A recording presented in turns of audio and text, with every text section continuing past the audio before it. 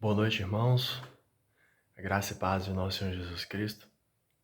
Mais uma noite em que a gente remotamente louva, cultua o Senhor nosso Deus e reflete sobre o privilégio da palavra do Senhor. E na semana passada eu citei a história de Ana, mãe do profeta Samuel. Falei sobre ela, falei sobre a situação angustiante em que ela estava passando, sofrendo as pressões da sociedade, porque ela precisava ter filhos. Uma mulher bem-aventurada, era uma mulher que tinha muitos filhos e ela era estéril até o momento. Pressão em casa pela sua rival, Penina, mesmo com o amor do seu marido, ela sentia essa pressão, e pressão interna porque ela tinha vontade de ser mãe. E lá em 1 Samuel nós vimos que ela estava angustiosamente clamando ao Senhor, chorando amargamente. E a gente chegou à conclusão de que naquela ocasião Deus levou ela àquele momento para fazê-la grande através da angústia e do sofrimento. Sofrimento, irmãos, como diz Spurgeon, é a oficina de Deus, como diz Lewis, é o megafone de Deus. É através da dor, do sofrimento, da angústia que Deus trabalha muito em nossas vidas. É claro, Ele trabalha em momentos bons, em situações maravilhosas, mas a gente tem que estar atentos e abertos ao que Deus quer fazer em nossas vidas e através de nossas vidas, com tudo aquilo que Ele quiser utilizar. Fé significa que nós vamos confiar e depender dEle, não conforme o que a gente quer que aconteça, mas aconteça o que acontecer. Isso é maturidade espiritual, isso é fé. É eu me entregar e me depositar plena, totalmente ao Senhor Deus em Cristo Jesus, no Espírito Santo dEle, e deixar Ele fazer em mim, através de mim, aquilo que Ele quer. Quando a gente lê a palavra de Deus, nós percebemos os personagens se submetendo ao Senhor Deus e Deus os fazendo grandes, não por eles mesmos ou para eles mesmos, mas para o próprio Senhor Deus. É isso que é a questão. Ele é o foco. Ele é o centro de tudo. Então, no caso de Ana, como vimos, ele permitiu uma situação extremamente angustiante para que ela desse um excelente testemunho. Eu sei que às vezes o medo, a insegurança, a ansiedade nos bate, mas através das pequenas provas é que a gente passa nas graduações da vida, né? Como no caso da escola, a gente estuda, faz exercício, faz atividade para passar nas provas e ser aprovado, uma prova de concurso, uma prova do Enem, por exemplo. Nos treinos físicos do jogador, o atleta, ele treina durante semanas para vencer os jogos, são provações, e, se possível, conquistar o campeonato, o título. Mas não há vitória, não há título, não há formação, graduação, crescimento sem exercícios, sem lutas, sem passar pelas provas e, passando por elas, ser aprovado. Ana foi aprovada, Samuel foi aprovado, vários outros personagens foram aprovados, e nós também precisamos ser aprovados diante de Deus. Acontece que, diante das provas, nós desistirmos e não irmos adiante, isso é um grande problema. Ninguém cresce e avança assim. O mais importante na vida, irmãos, o mais importante na vida do servo e da serva de nosso Senhor Jesus Cristo é ser usado por Ele nesse mundo e glorificá-lo como tal, como Deus maravilhoso que Ele é, e levando outras pessoas a fazer o mesmo. É nós vivermos verdadeiramente para Ele, sermos usados por Ele nesse mundo, deixá-lo transformar as nossas vidas e, através dessa transformação, ser agente de Deus para transformar a vida de outras pessoas. Esse é o nosso papel nesse mundo. E Deus vai usar todas as circunstâncias, como diz Romanos, todas as coisas que operam por bem daqueles que amam a Deus, daqueles que são chamados segundo o seu propósito. O propósito de Deus é ser glorificado em nossas vidas e através de nossas vidas. É claro que eu quero glorificar a Deus na bonança, nas coisas boas, na alegria, na felicidade, mas também virão tristezas, virão angústias. o que importa não é o que eu vou passar. O que importa é o Deus que está comigo todos os dias até a consumação dos séculos, que foi a promessa de nosso Senhor Jesus Cristo, e Ele está pelo Santo Espírito que nos foi dado. Então nada mais nesse mundo importa, nada mais nessa vida importa do que viver para o Pai, em Cristo Jesus, no Espírito Santo do Senhor. Isso é o mais importante. E isso independe de circunstâncias, independe das minhas vontades serem saciadas, independe até das minhas necessidades serem saciadas, porque algo que eu preciso muito, às vezes posso ser privado por Deus por um tempo, porque aquilo que eu acho que eu preciso e realmente eu preciso, está atrás de uma necessidade maior ainda. Samuel precisava vir ao mundo. A Ana precisava ter um filho. Samuel precisava ser um grande profeta de Deus que já havia sido preparado. Como eu disse semana passada, Deus poderia ter dado a Ana Samuel no primeiro ano de casamento, na primeira vez que ela orou, mas ele permitiu a situação ficar angustiante para que ela crescesse. E ela crescendo, Samuel teve uma baita mãe por trás. Tanto que nós falamos dela semana passada e estamos falando dela hoje. Ana tinha a necessidade de ter um filho, Samuel tinha a necessidade de ter nascido. Mas antes disso, Deus tinha a necessidade de trabalhar no coração de Ana e fazer dela uma grande mulher que é exemplo e referência para nós até os dias de hoje. Diante disso, diante dessa importância que nós precisamos saber, que Deus usa situações angustiantes em nossas vidas e que nós devemos servir a Ele e viver para Ele independente das circunstâncias, nosso texto de Filipenses, capítulo 1, versículos 12 a 14, é uma passagem muito interessante, onde o apóstolo Paulo, que a exemplo de Ana, foi um personagem bíblico, uma pessoa que abriu mão, que teve a oportunidade de sofrer angustiantemente em prol de Cristo ser engrandecido em seu corpo e através de sua vida. E além do exemplo de semana passada, eu quero trazer mais uma vez essa carta de Paulo aos irmãos em Filipos e esmiuçar esses versos. Nós vamos analisar esses versículos e depois ter uma aplicação final, para mais uma vez termos reforço, uma motivação espiritual para as nossas vidas nesses momentos que nós estamos passando e até mesmo nos momentos difíceis que passaremos num futuro muito próximo.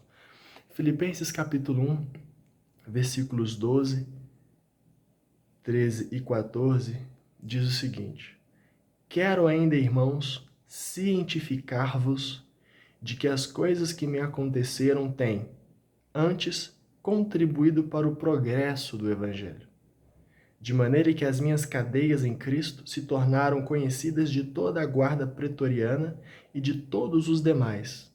E a maioria dos irmãos, estimulados no Senhor por minhas algemas, ousam falar com mais assombro a palavra de Deus. Vamos orar mais uma vez. Senhor Deus, obrigado por essa noite diante do Senhor, pelo dia que tivemos e pelas lutas que estamos passando, pois sabemos que elas estão sendo oportunidade de nos aproximarmos do Senhor. Como vimos hoje de manhã, que o Senhor nos estimule, nos incentive, nos motive a consertarmos as nossas vidas diante do Senhor, Deus. Consertar nossas vidas diante de Ti, Pai. Orando mais, buscando mais a Tua palavra, passando mais tempo de qualidade com nossas esposas, filhos, com as esposas, com os maridos, e que o Senhor esteja fortalecendo os lares, os casamentos, as famílias, e assim fortalecendo a nossa igreja, e assim fortalecendo a igreja do Senhor. Que o Senhor Deus esteja nos edificando, nos ajudando a passar por esse momento, aprendendo com tudo o que acontece à nossa volta, com os noticiários, com as situações externas, até mesmo com as situações internas, Deus. Espírito Santo, Senhor, fale conosco nessa noite e nos edifique através dessas palavras do apóstolo Paulo aos irmãos em Filipos, há muitos anos atrás, mas que servem para a gente hoje. Louvamos ao Senhor e te agradecemos por essa oportunidade. Em nome de nosso Senhor e Salvador Jesus Cristo, obrigado e amém, Senhor Deus. Irmãos, no versículo 12, o apóstolo Paulo começa dizendo: Quero ainda, irmãos. Paulo claramente Quem conhece o apóstolo já leu Atos, já leu algumas de suas cartas, a gente sabe que claramente ele abriu mão de todas as coisas, de toda a sua vida, para viver para o Senhor. Nessa própria carta aos Filipenses, mais especificamente no capítulo 3, a partir do versículo 4, ele vai falando de todos os títulos que ele tinha, que ele até tem como homem, mas ele abriu mão de tudo isso, né? Bem que eu poderia confiar também na carne, se qualquer outro pensa que pode confiar na carne, eu ainda mais. E ele vai falando, circuncidado ao 8º dia, da linhagem de Israel, da tribo de Benjamim, hebreu, e ele vai falando todas as graduações que ele possui, intelectuais, espirituais, no sentido de religiosas, né, melhor dizendo, e um homem influente, um homem do judeu do primeiro século, que tinha uma influência romana também, por sua ascendência, enfim.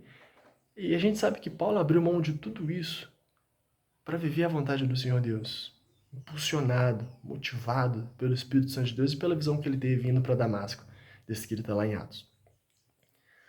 Tudo o que Paulo passou a querer tinha a ver com a vontade do Pai, tinha a ver com a vontade do Filho, tinha a ver com a vontade do Espírito Santo. Quando Paulo começa dizendo quero ainda, irmãos, Paulo vai falar de uma necessidade, de um desejo dele, do que ele quer nesse versículo 2. Quero ainda, irmãos.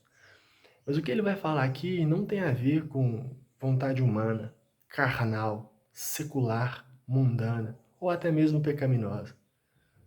O que vai seguir aqui depois desse quero tem a ver com o reino. E nós percebemos a grande maturidade do apóstolo Paulo.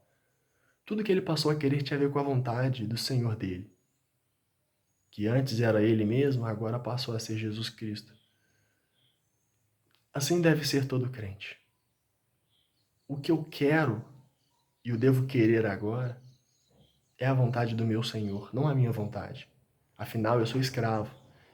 E o escravo, ele não tem vontade própria, ainda que ele tenha necessidades, ainda que ele tenha desejos. A função principal dele é servir ao seu Senhor. Assim como Paulo, que nós passemos a querer não mais o que o nosso velho homem queria, não mais o que a nossa carne queria, mas querer a vontade de Deus. E ele continua, quero ainda, irmãos, cientificar-vos. Quando a gente lê essa passagem rápida, a gente pode pensar que é certificar-vos, torná-los certos disso, alguma coisa assim. Mas a palavra é cientificar-vos. Do grego, gnosko, tem a ver com gnosis, tem a ver com conhecimento, mas é ciência mesmo. Não apenas como informação, né? A versão NVI, ela traduz, se eu não me engano, eu não estou com ela aberta aqui no momento, mas quero que saibam, irmãos, e não é simplesmente saber. Porque saber pode ser superficial. Eu posso saber de uma informação que não vai mudar nada na minha vida. Eu posso saber de algo que daqui a pouco eu vou ter como irrelevante e vou acabar esquecendo. Mas quando eu me cientifico de alguma coisa, eu aprofundo naquele conhecimento. Leva a ideia de apuração de caráter verificativo. Eu vou verificar, eu tenho certeza, eu tenho a ciência, né? A gente tem recebido muitas fake news, quase que toda semana eu estou tendo que desmentir notícias, desmistificar algumas coisas, e por falta de conhecimento técnico de algumas pessoas. Não sou mais inteligente do que ninguém, mas é uma coisa simples que às vezes as pessoas precisam fazer. Elas recebem uma informação que o mínimo que elas podem fazer é checar se é verdade. Não, às vezes recebe a notícia e já repassa. Às vezes nem lê, às vezes nem ouve, às vezes nem vê. E a gente não pode ser assim.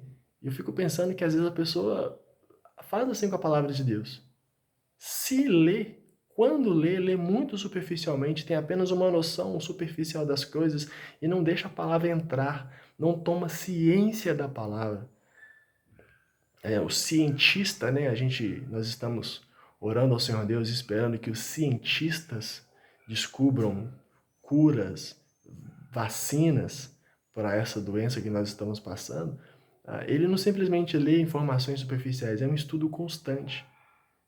Cientificar tem a ver com a absorção de conhecimento, ter a ciência de algo. Respaldo técnico é importante. Quando a gente passa mal, a gente vai ao médico. Quando a gente está com um problema específico de coração, nós vamos no cardiologista. Um problema nasal, no ouvido ou na garganta, a gente vai no otorrino. Problema de olho, nós vamos no oftalmo. E em relação à palavra de Deus, nós devemos ser completamente técnicos, estudiosos da palavra de Deus. Afinal, nós passamos quantos anos nas igrejas estudando, esmiuçando esse texto? Quantas vezes nós não lemos, ou pelo menos não deveríamos ler a palavra de Deus durante a semana, principalmente agora, nesse período que nós estamos tendo tempo? Cientificarmos. Paulo estava querendo que eles, como se ele estivesse falando para os irmãos tornarem-se cientistas, pesquisadores acurados naquilo que ele vai falar para eles.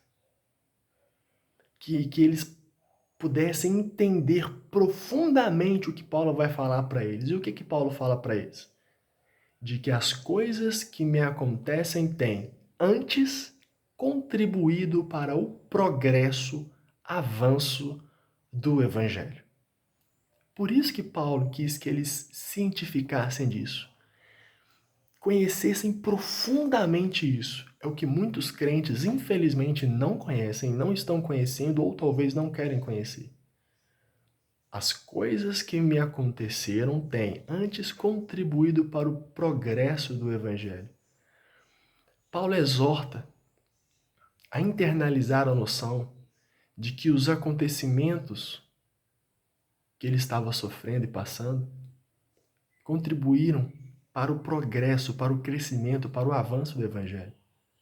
Ao invés dos irmãos lamentarem os sofrimentos de Paulo, chorarem, fazerem um clamor a Deus para que a situação passasse, como nós vimos de manhã, Paulo estava dizendo o seguinte: olha, se for para eu ficar preso e o Evangelho progredir, se for para eu apanhar e o Evangelho progredir, se for para eu morrer e o Evangelho progredir, eu não quero sair dessa situação, não. Percebe como às vezes nós oramos errado? Percebe como às vezes nós desejamos erroneamente? É claro, ninguém quer ficar sofrendo. Se por algum motivo, alguma vez eu for preso, eu sei que os irmãos vão orar por mim preso por causa do Evangelho, né? Não sei, vai que num tempo é feita uma lei que é proibido pregar e eu e alguns irmãos da igreja fomos presos. É claro que os irmãos vão orar para eu sair da cadeia, eu vou pedir também para os irmãos orarem. Mas se ficarmos certos de que aquilo ali é da vontade de Deus para que todos nós cresçamos, nós vamos perceber como o apóstolo Paulo percebeu e estava fazendo com que a igreja percebesse também.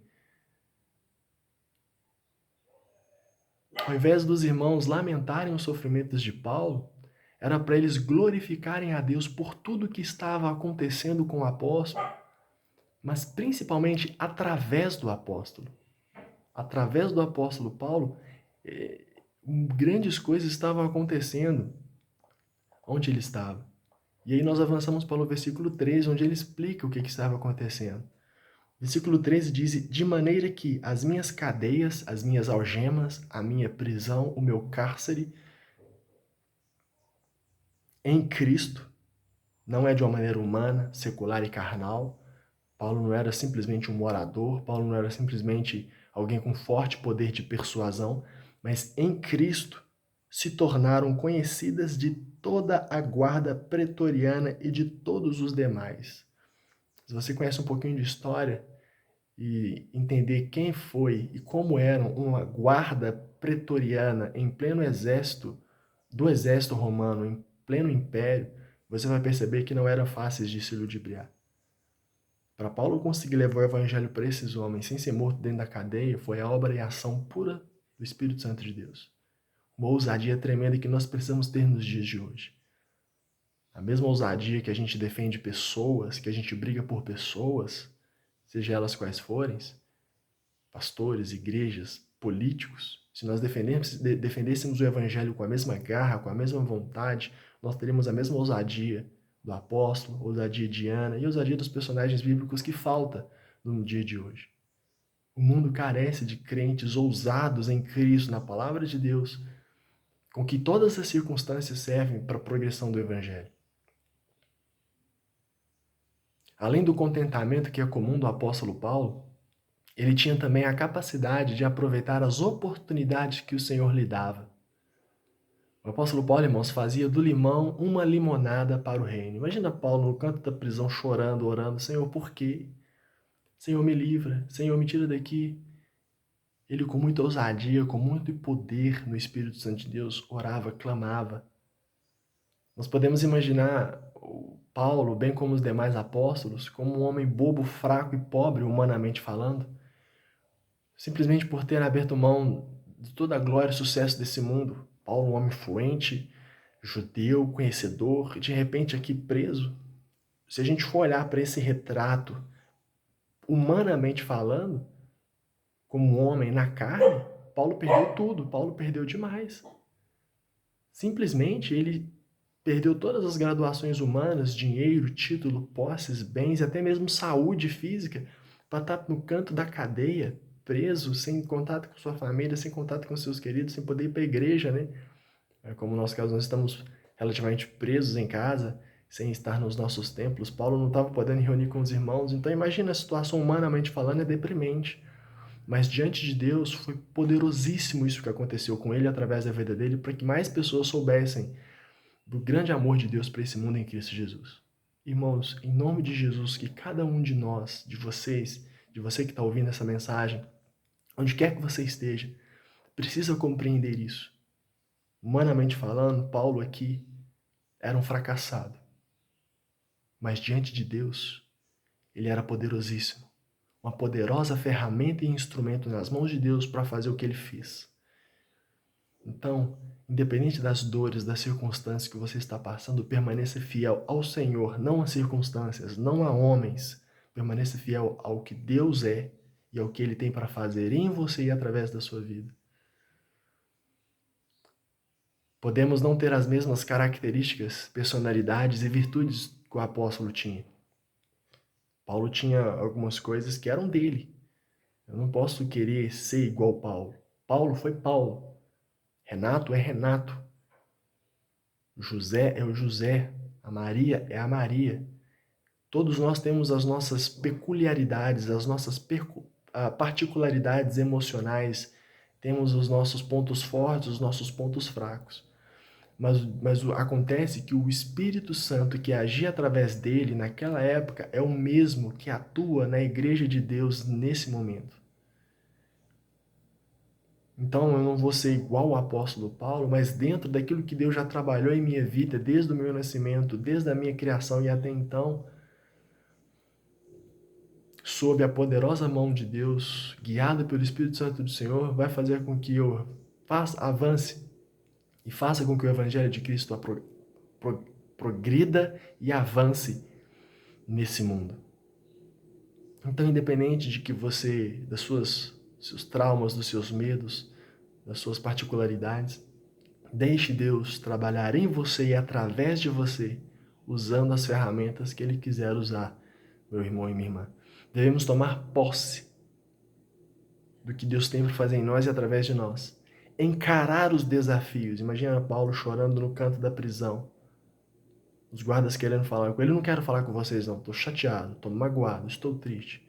Não, a gente precisa tomar posse e encarar os desafios. E dentro daquilo que Deus tem nos confiado, viver a plena vontade dele para nós. É uma questão de atitude e de entrega. Eu não sou igual ao Paulo, mas aproveite as oportunidades que Deus vai te dar. Talvez você não vai ser preso como Paulo. Você não vai ser decapitado como a história diz que o apóstolo Paulo foi. Mas dentro da sua casa, no seu trabalho, com os seus amigos, dentro daquele seu círculo de amizades, com certeza Deus pode te usar. Basta você ter uma atitude de entrega e de confiança total e plena ao Senhor Deus. E o versículo 14 ele avança dizendo que além dele ser usado por Deus na guarda pretoriana, mesmo preso, e a maioria dos irmãos, versículo 14, estimulados no Senhor por minhas algemas, ousam falar com mais assombro, com mais desassombro, né? Sem assombro, com mais desassombro a palavra de Deus. A maioria dos irmãos, obviamente, nem todos. Alguns infelizmente ficarão estagnados. Mesmo com esse grande exemplo que Paulo estava sendo aos irmãos, ele não estava sendo estimulador de todos. E a gente entende isso, a gente sabe daquela infeliz estatística de 20% fazendo para 80%. Graças a Deus eu não faço parte dos 80%. Eu faço parte dos 20% que trabalha, e trabalha bastante para a honra e glória de Deus, e eu sei que eu posso e devo trabalhar mais, e dia a dia Deus tem me confrontado com isso. Não faça você parte da estatística, que a nossa igreja especificamente possa inverter essa estatística, que 80% faça, não somente para os 20%, mas para todo o reino de Deus que precisa se expandir nessa terra. Então, você não vai agradar todo mundo, e você não tem que agradar todo mundo. Você não vai conseguir ser usado por Deus na vida de todo mundo. O apóstolo Paulo, nesse contexto aqui, nesse momento específico aqui, não foi, mas ele diz: a maioria dos irmãos, estimulados no Senhor por meias algemas, ousam falar mais do amor de Deus. A gente precisa ser exemplo também para as pessoas, irmãos. O que mais nós vemos, infelizmente, é crente que são péssimos exemplos dentro de casa, em suas comunidades, nos seus trabalhos, que ao invés de verdadeiramente servirem a Deus e viverem para o Senhor, na verdade estão vivendo para eles mesmos. Além de buscar servir ao Senhor com excelência, nós devemos ser exemplos, estimuladores e motivadores, né?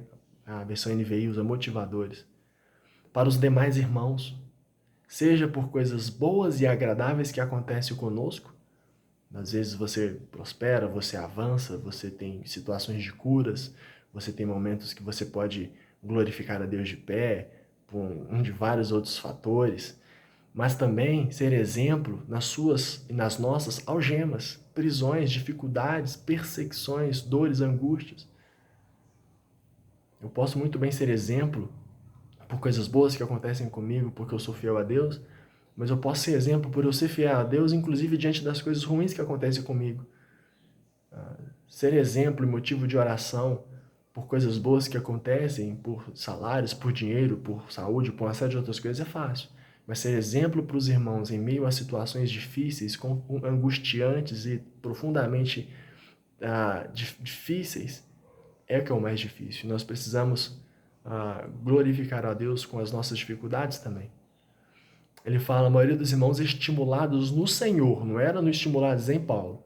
Paulo era um fator deste estímulo, mas no Senhor, pelas algemas dele, eles ousavam falar com mais desassombro. Essa palavra, desassombro, que na NVI é traduzida como determinação e destemor, há duas palavras, né? Que essa palavra desassombro, como uma palavra só em português, a Revista Atualizada conseguiu resumir muito bem as duas palavras utilizadas em grego.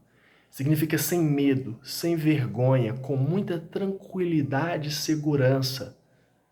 Os irmãos se inspiraram na vida e no exemplo do apóstolo Paulo, e foi assim que a igreja cresceu, com grandes e bons exemplos de servos fiéis que sofriam pelo evangelho. Vou repetir mais uma vez essa frase. Sem medo, sem vergonha, com muita tranquilidade e segurança, os irmãos se inspiraram na vida e exemplo de Paulo, e foi assim que a igreja cresceu, com grandes e bons exemplos de servos fiéis que sofriam pelo evangelho. E o mundo carece disso hoje, irmãos, de homens e mulheres dispostos a qualquer coisa pelo nome de nosso Senhor Jesus Cristo e para que o evangelho cresça, progrida, para que o reino de Deus avance. O problema é que muitas vezes, muitos evangélicos estão presos a esse mundo. Usam um pseudo-discurso de que quer uma melhora das situações, quer um avanço das coisas, mas na verdade é para saciar os seus egos, os seus mimos e os seus desejos seculares. O verdadeiro crente, ele entende que ele não é desse mundo, que a sua pátria é celestial, mas o tempo que ele está aqui como peregrino e forasteiro, ele vai investir cada segundo da sua vida para a progressão do evangelho nesse mundo. Quer sejam pelas coisas boas, quer sejam pelas coisas ruins que acontecem conosco.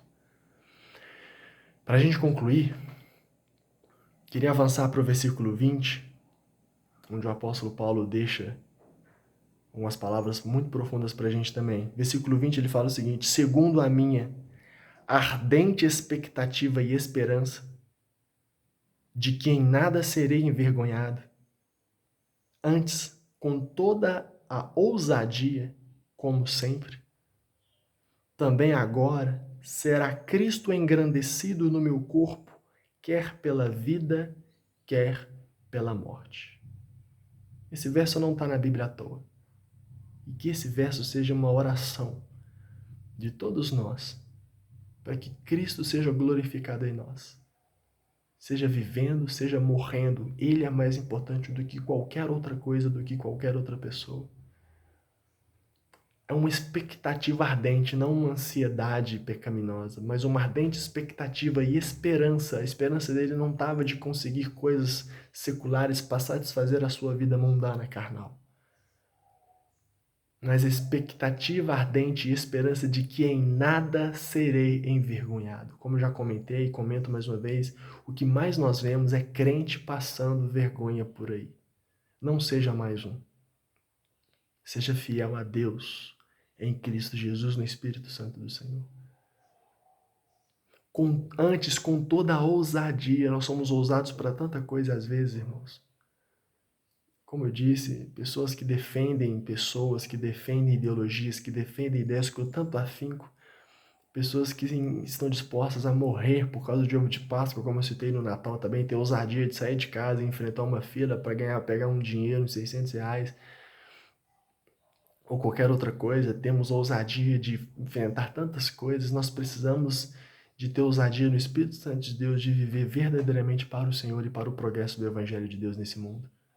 Usar a ousadia que Deus tem nos dado em Cristo para coisas do reino do Senhor. Também agora, como sempre, também agora será Cristo engrandecido no meu corpo, naquilo que eu sou, naquilo que eu tenho. Irmão, irmã, que você possa engrandecer a Jesus Cristo no seu corpo. Seja pela sua vida, seja pela sua morte. Que você que está me ouvindo nesse momento, onde quer que você esteja, faça desses versículos, e especialmente o versículo 20, uma oração para você, para que você tenha essa maturidade. Eu tenho buscado isso. Estou muito aquém, mas eu quero progredir, eu quero avançar. E eu quero que o Evangelho avance e progrida em minha vida e através da minha vida. Engrandeça a Jesus Cristo no seu corpo, seja pela sua vida e seja pela sua morte. Vou deixar esse momento, assim como fizemos semana passada, para você orar com as pessoas que estão à sua volta sobre isso. Para que Cristo seja engrandecido no seu corpo, quer seja a vida, quer pela sua morte. Que o Espírito Santo de Deus complete o que foi ministrado. Que todos tenham uma excelente noite e excelente semana na graça de nosso Senhor Jesus Cristo. Oremos para que Cristo seja engrandecido nos nossos corpos, seja pela vida, seja pela morte, em nome de Jesus. Amém.